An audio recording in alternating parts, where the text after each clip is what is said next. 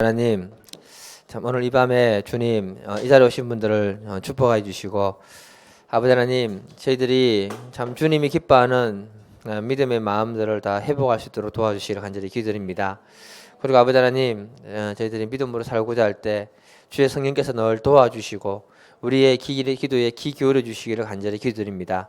주님께서 오늘 이 시간에도 부족한 자를 통해서 말씀해 주시고 은혜를 나눌 수 있도록 도와주시옵소서. 예수님의 이름으로 기도드립니다. 아멘. 누가복음 15장입니다. 15장 1절부터 11절부터 32절까지입니다. 같이 한 절씩 교도하시겠습니다. 또 이르시되 어떤 사람에게 두 아들이 있는데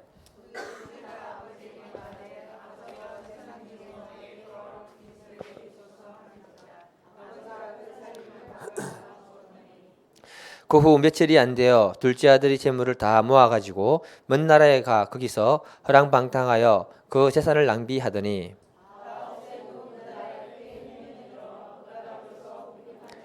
가서 그 나라 백성 중 한 사람에게 붙어 사니 그가 그를 들러 보내어 돼지를 치게 하였는데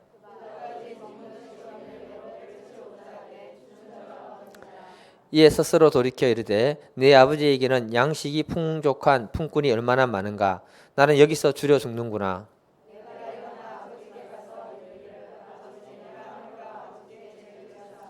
지금부터 아버지의 아들이라 일컬음을 감당하지 못하겠나이다. 나를 품꾼의 하나로 보소서 하리라 하고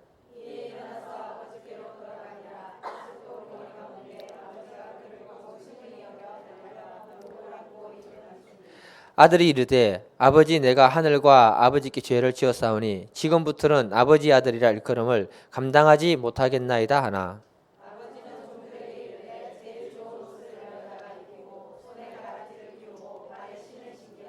그리고 살찐 송아지를 끌어다가 잡으라 우리가 먹고 즐기자.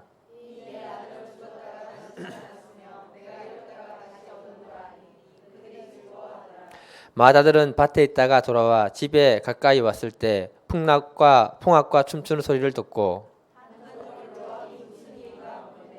대답하되 당신의 동생이 돌아왔음에 당신의 아버지가 건강한 자를 다시 맞아들이게 되므로 인하여 살찐 송아지를 잡았나이다.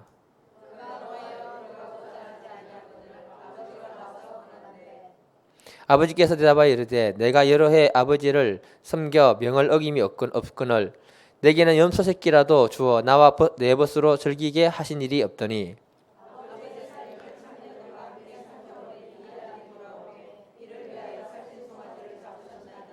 아버지가 이르되 예 너는 항상 나와 함께 있으니 내 것이 다 내 것이로되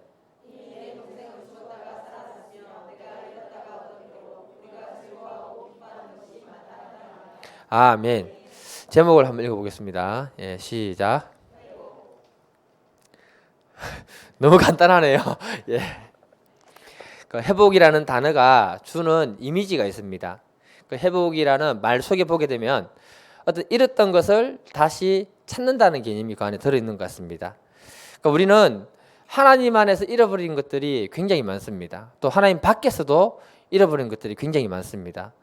그 중에 우리가 잃어버린 것이 뭐냐 하면 에덴 동산입니다. 예. 하나님은 태초에 인간에게 가장 좋은 낙원인 에덴을 우리에게 허락하셨습니다. 그런데 아담과 하와가 범죄함으로 인해서 에덴에서 쫓겨나고요. 그때부터 낙원을 잃어버렸기 때문에 실낙원이라고 우리가 부르게 됩니다. 그 이후로 실낙원이라고 부르고 난 이후로 사람의 마음 깊은 곳에는 에덴을 다시 회복해야 된다는 그런 의식들이 마음 깊은 곳에 숨어 있습니다. 그런데 에덴이 이 땅에서 회복됐다는 걸 혹시 여러분 아세요? 네. 혹시 이 땅에서 에덴이 회복됐는데 어디에서 회복됐는지 혹시 아시는 분 있습니까? 갑자기 이제 이단으로 가는 것 같죠. 네. 네. 에덴이 다시 회복된 곳은요 십자가에서 회복됐습니다. 제가 전에 설교한 적이 있었습니다. 에덴의 구조를 보게 되면요 동상 중앙에 선악을 알게 하는 나무와 함께 생명나무가 중앙에 있습니다. 동산 중앙에 있다는 것은 뭐냐면은 모든 사람들이 다 볼 수 있다는 개념이에요. 그리고 에덴에는 사람과 하나님의 관계가 파괴되기 전입니다. 그래서 사람과 하나님은요, 굉장히 좋은 관계 속에서 편안하게 벗고 살았습니다. 이해가 되십니까? 예. 아무런 꺼리낌이 없었다는 겁니다. 근데 이 에덴에서 범죄함으로 인해 가지고 하나님과의 관계가 파괴되고 인간의 삶에 저주가 들어오면서 이제 시작이 된 것입니다. 그러니까 에덴의 회복은요, 예수님이 십자가에서 못 박혀 돌아가셨던 골고다 언덕에서 에덴이 완전하게 회복이 됩니다. 어떻게 회복이 되느냐? 골고다 언덕이라는 말은 뭐냐면, 언덕이라는 것은 높은 곳, 많은 사람들이 볼 수 있는 곳을 얘기합니다. 이 말은 뭐냐면 에덴 동산의 중앙을 상징하는 말입니다. 그리고 예수님 좌우에 두 죄인이 있었는데 이 두 죄인 중에 한 명은 구원받고 한 명은 심판을 받았습니다. 이걸 통해서 무엇이 선이고 무엇이 악인가를 우리에게 말해주고 있는 거예요. 선은 뭐냐? 예수님을 받아들이는 것이 선이고, 악은 뭐냐? 예수님을 거부하는 게 악이라는 것입니다.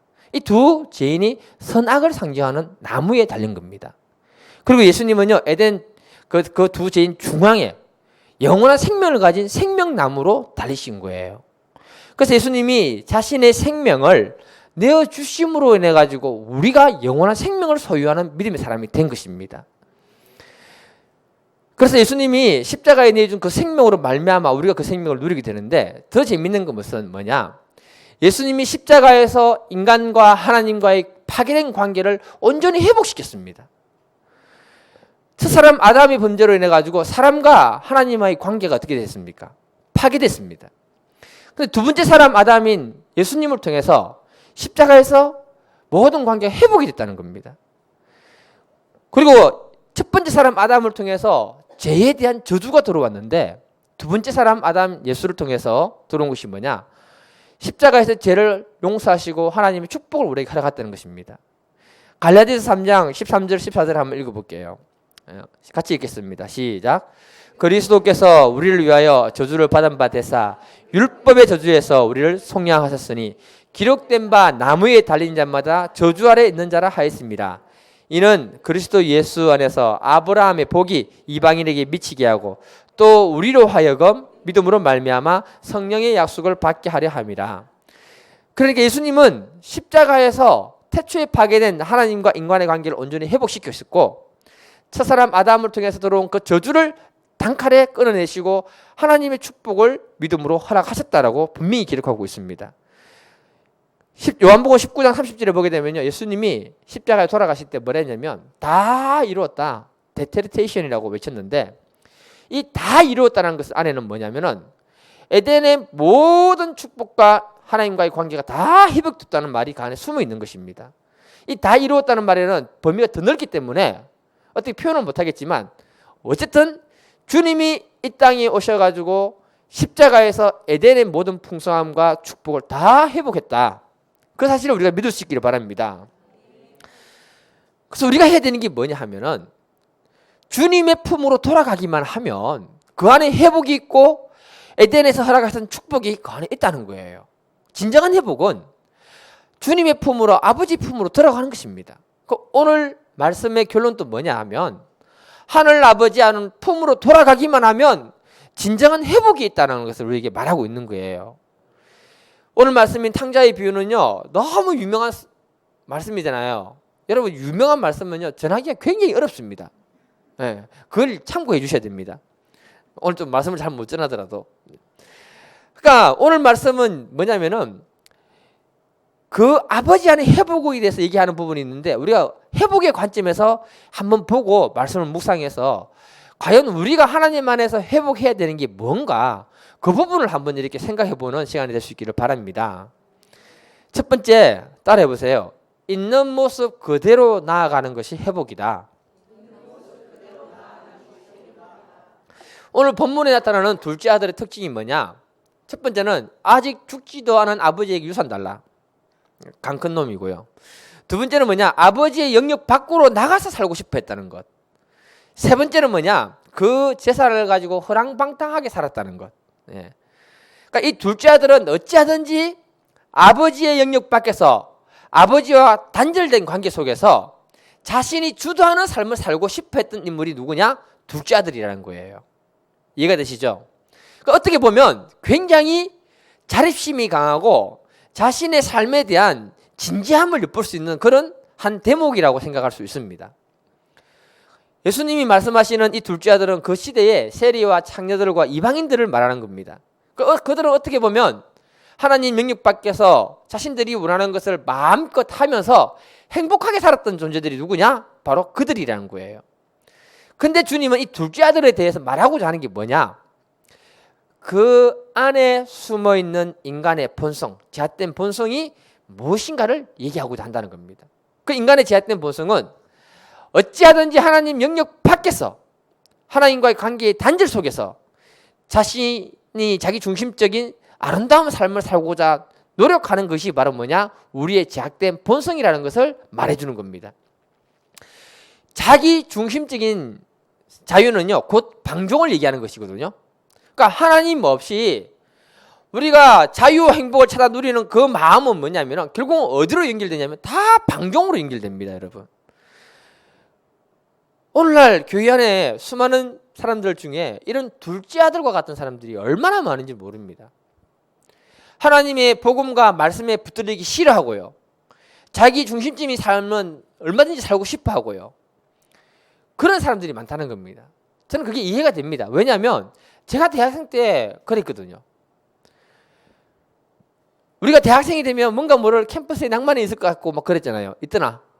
없지? 예. 사실입니다. 예. 그리고 뭐냐, 대학 가면 무한한 자유와 행복과 기쁨이 있을 것처럼 보이는데 있더나? 없지? 순간적인 즐거움과 쾌락은 있는 거예요. 여기에 붙들려서 하나님과 관계가 단절되고 자기 중심적인 삶을 사는 사람들이 얼마나 많은지 모른다는 겁니다. 그리고는 교회는 그냥 겨울추처럼 왔다 갔다 하는 사람들이 많다는 겁니다. 여러분들 생각에는 이 둘째 아들이 나이가 많았을까요? 젊었을까요? 예, 젊어야죠. 예. 왜냐하면 본문을 살펴보면 가정을 가졌다는 말이 없고, 만일에 가정을 가졌으면 허랑방탕하게 살도록 마누라가 놔뒀을까요? 안 놔두죠. 예. 그리고 망했을 때 가족이 있으면 가족을 데리고 아버지 집으로 오지 혼자 오겠습니까? 말이 이상합니까? 예. 그래서 이 본문을 보게 되면 탕자는 언제 많이 나타난다? 어느 시기에 많이 나타난다? 젊은 시기에. 예. 탕자는 젊은 시기에 많이 나타난다. 그렇게 되는 이유가 뭐냐면 사단이 우리의 마음에 허망한 생각들을 많이 심어놓기 때문에 그런 것입니다. 로마서 1장 21절을 보게 되면 하나님을 알되 하나님을 영화롭게도 아니하며 감사치도 아니하고 오직 그 생각이 허망하여져서 미련한 마음으로 어두워졌다고 합니다. 그러니까 사탄은 오늘날 이 시대 젊은이 또 오늘날 우리들에게 허망한 생각들을 넣어주는 거예요.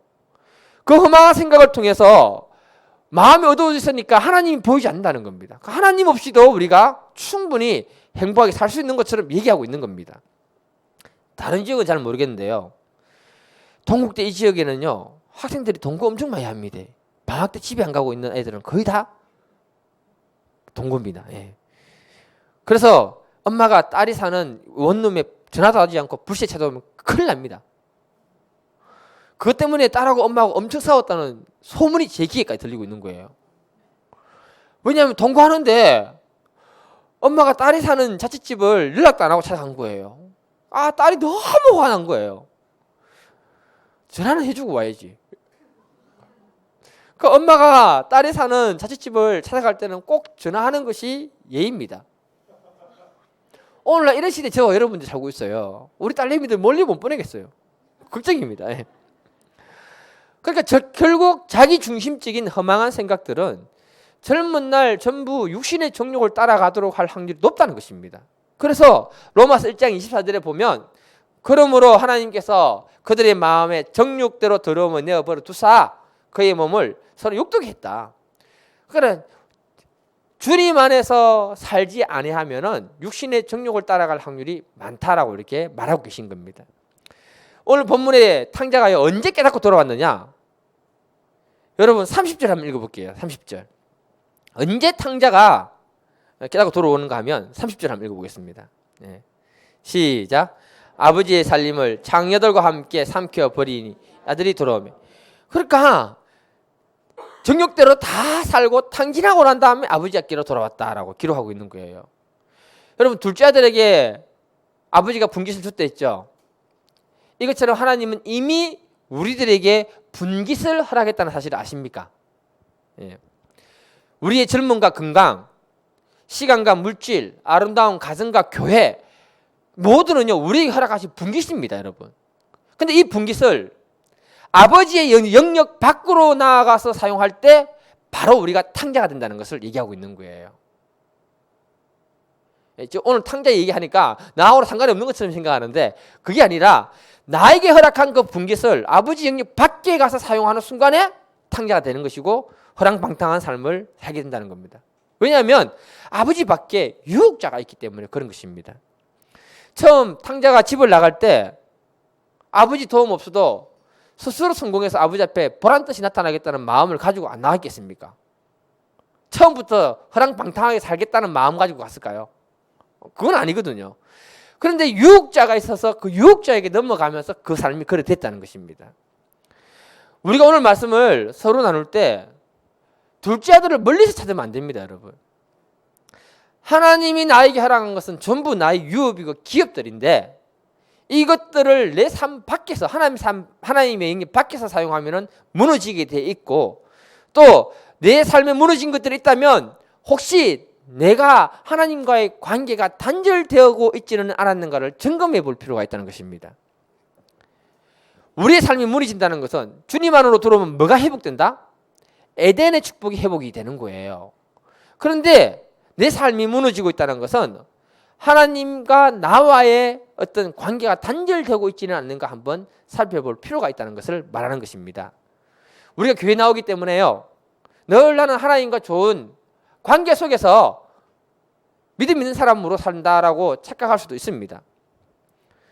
이번에 제가 대구 동훈교회 황장로님과 함께 그 목회자 후보생 교육하면서 그분하고 이런저런 얘기를 나눴는데 참 훌륭하더라고요. 한 교회에서 42년 있을 때요. 그 교회에서 산전, 수전, 공주전 다 겪고 여러 목사 바꾸고 하여튼 오만 것 다 해봤다 이렇게 말씀하시더라고요.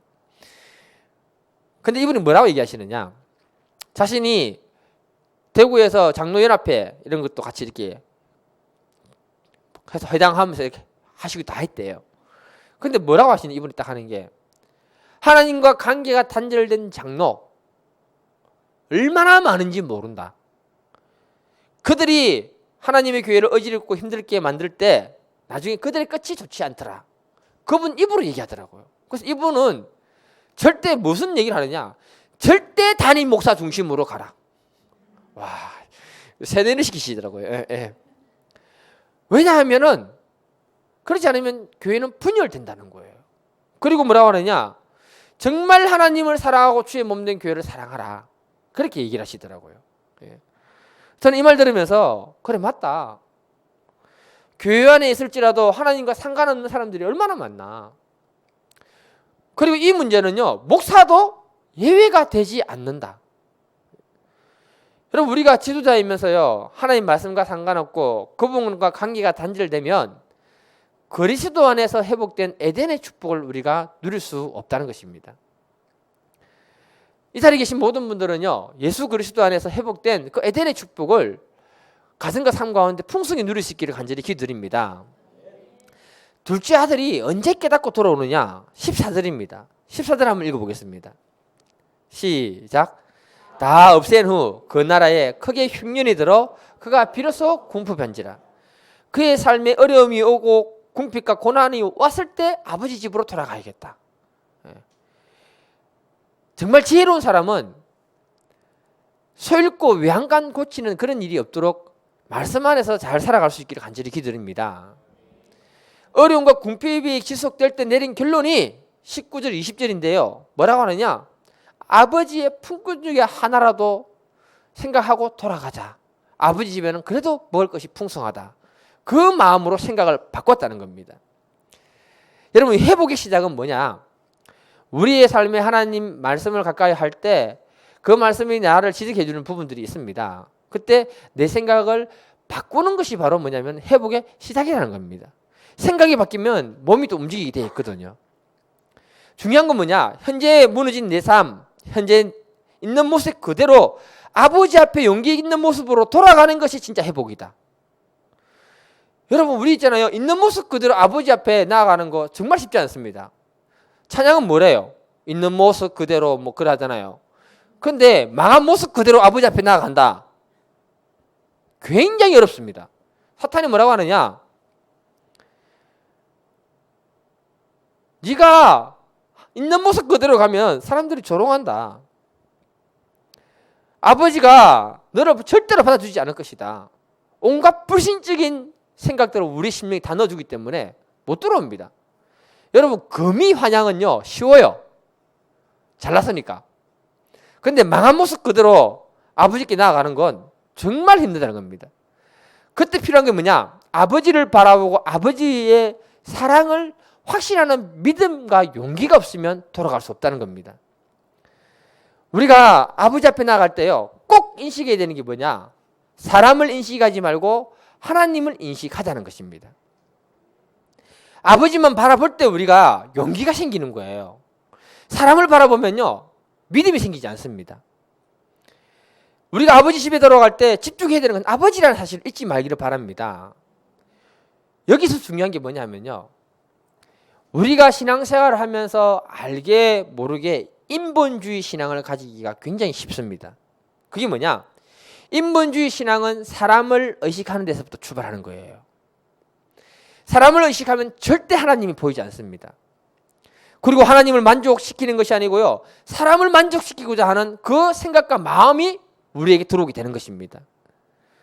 예를 들어서 있잖아요. 오늘 찬양을 인도하시는 우리 병재 집사님하고 여러분들이 있는데 찬양 가운데 하나님 은혜를 많이 주시더라고요. 여러분들은 은혜 안 받으셨나요? 예. 근데 준비해서 섬길 때 사람을 인식하게 되면 하나님 앞에서 꾸준하게 충성스럽게 감당 못합니다. 찬양을 부르고 나면요 사람을 의식하면 그날 그 찬양이 좋았다 나빴다 사람들의 평가가 들리거든요. 그 평가 들리면요 하나님만 바라보고 찬양할 수 없는 거예요. 내가 최선을 다해서 찬양을 했다면 하나님 바라보고 했다면 좋고 나쁨의 결과가 누구에게 맡겨야 된다? 하나님께 맡겨야 되는 거예요. 그래야 사람들의 말에 좌지우지되지 않고 내가 그 일을 꾸준하게 할 수 있는 것입니다. 여러분 말씀도 마찬가지더라고요. 제가 하나님을 의식해서 말씀을 준비하지 않으면요 사람들의 평가는 다 틀려요. 누구는 말씀이 은혜로웠다 누구는 아니다 하거든요. 그러면 주눅이 들어가지고 말씀을 어떻게 전해야 할지 몰라요. 어떻게 100%다 은혜를 줄 수 있습니까? 내 소원은 100% 모든 사람에게 은혜를 주는 것이 제 소원입니다. 그런데 사람을 의식하는 순간부터 내가 말씀을 전할 수 없는 거예요. 두렵고 떨리는 거예요. 그러면 하나님은 보이지 않는다는 거죠. 그리고 사람을 의식하게 되면은 때로는 책망의 말씀을 선포해야 될 때에 못합니다. 왜요? 사람이 무서우니까요.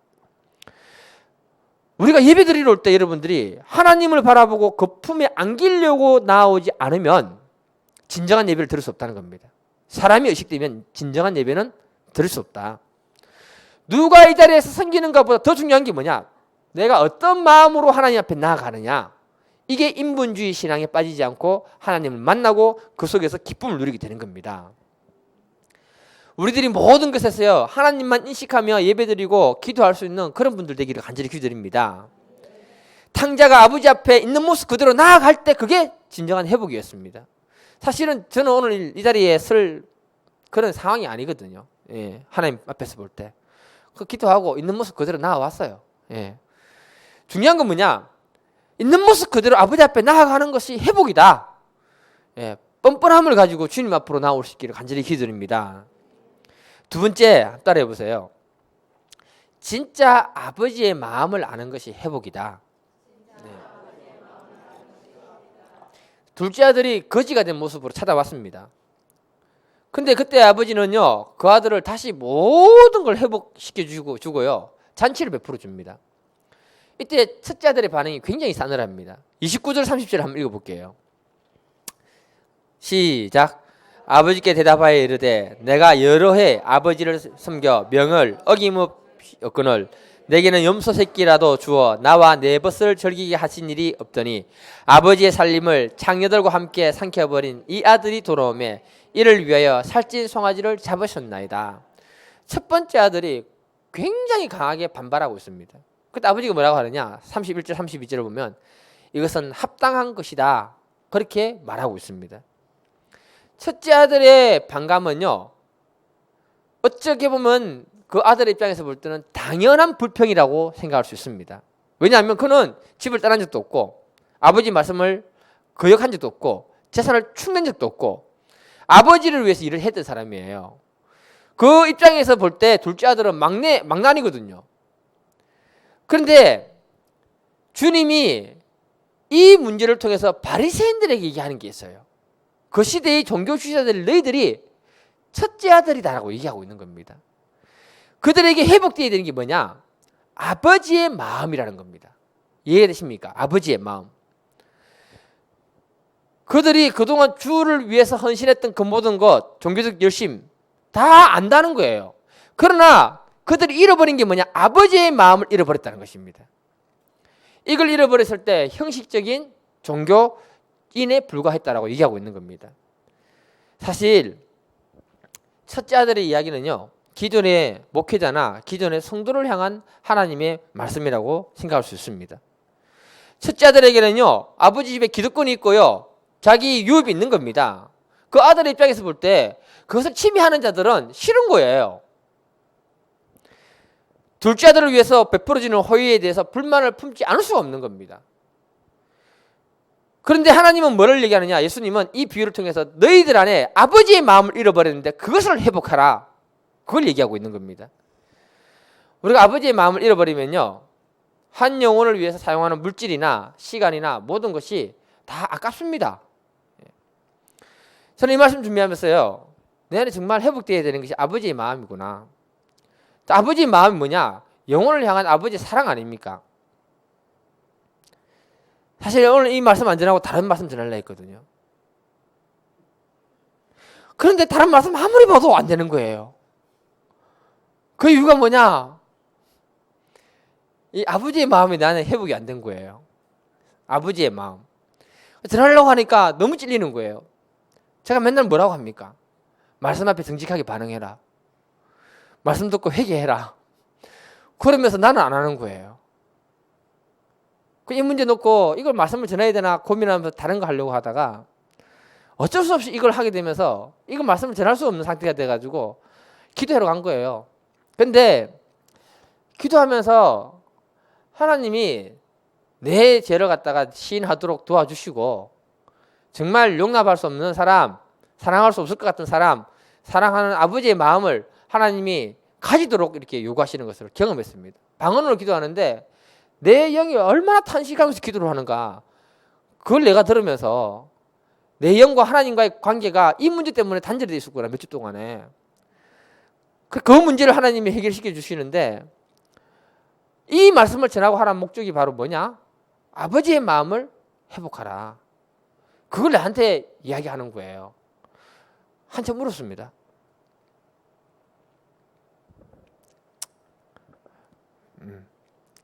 참, 목사가 되고 뭐 직분자가 되고 한다 할지라도 우리가 아버지의 마음을 잃어버리면 첫째 아들, 그 시대에 바리새인이 된다는 사실을 기억할 수 있기를 간절히 기도드립니다.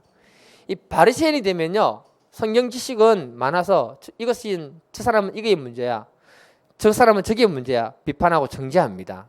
큰 아들의 문제가 그거라는 것입니다. 그 시대 바리새인들은 돈을 굉장히 좋아했고요, 그리고 주님 앞에 나오는 사람들을 싫어하고 그 사람들을 다 거부했습니다. 둘째 아들은요, 품꾼의 하나로 아버지 집에 나왔다는 것은 뭘 말하느냐? 집 나갈 때의 마음하고 집 돌아왔을 때의 마음하고는 하늘과 땅 차이라는 겁니다. 집 나갈 때는요, 교만한 마음으로 나갔다가 다시 돌아왔을 때는 굉장히 낮아진 마음으로 돌아왔다는 거예요. 그래서 그는 아버지의 은혜가 뭐고 하나님의 사랑이 뭔지를 경험했다는 것입니다. 문제는 뭐냐?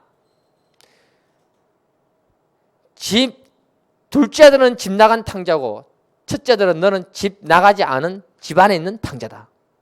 그 얘기를 하고 있는 거예요. 왜 탕자냐?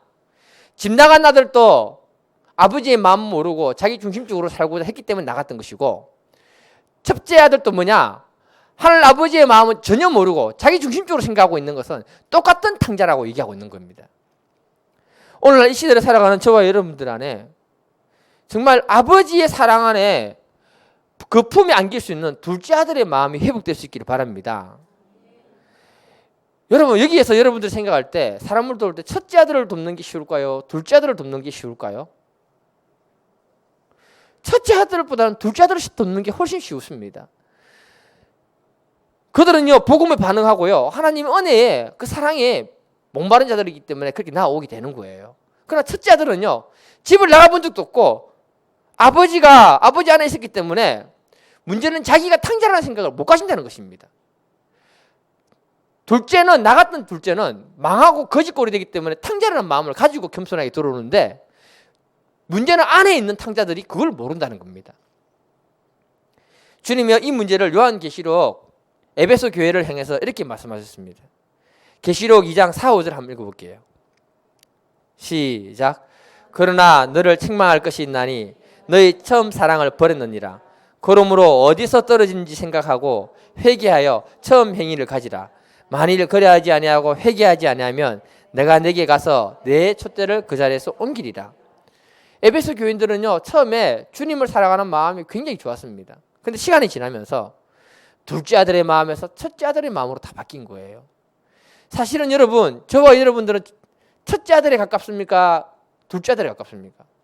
대부분의 둘째 아들에서 하나님 앞에 나온 탕자들이잖아요. 근데 문제는 뭐냐? 교회 안에 너무 오래 있다 보니 내가 첫째 아들이 되어버린 거예요. 그렇게 되면 아버지의 마음 모른다는 것입니다.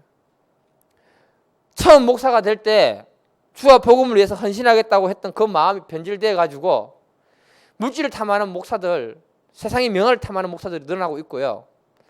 처음 교회의 직분자가 되어서 시험 받을 때 주님을 사랑하면서 주님의 몸된 교회를 바로 세워나가야겠다는 그 헌신된 마음을 가졌던 사람들이 변질되어서 주님의 교회를 좌지우지하면서 문제를 일으키고요.